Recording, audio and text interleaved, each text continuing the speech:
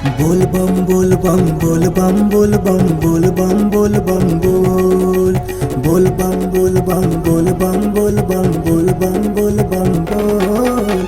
चल रे कंवरिया कांवर वाले, चल रे कंवरिया कांवर वाले, शिव भोले के धाम। अगरबत्ती चामुर बेल पान जल चढ़ाबो ना, अगरबत्ती चामुर बेल पान जल चढ़ाबोगा।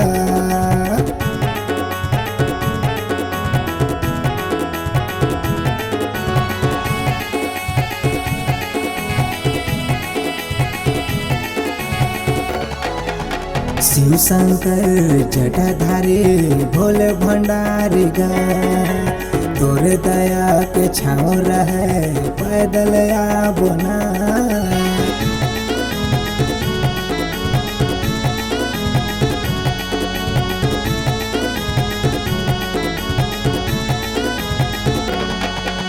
सुन ले बिनती मोरे स्वामी हे त्रिलोकीनाथ गा, बिगड़ीला बना दे भोले मैं तोरे पुजारी हाँ।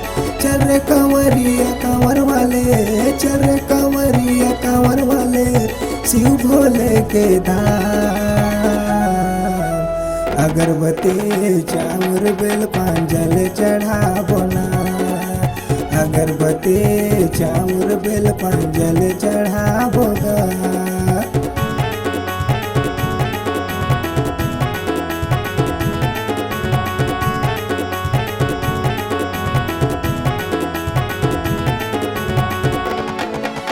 माथा में चंदा जटा में गंगा गले में सांप के माला, जन्म जन्म तोरे नाम जपम एगा बोले बाबा।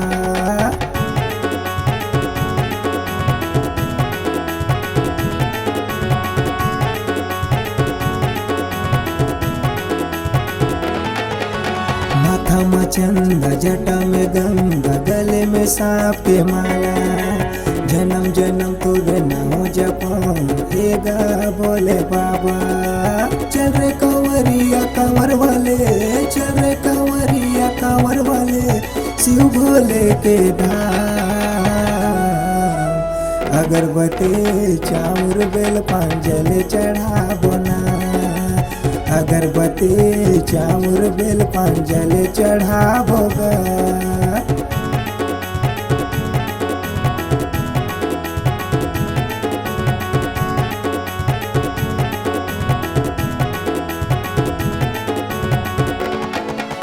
सावन महीना मेला लगे है चारों धाम में, नर नारी सब ध्यान धरे भोले भंडारी गा।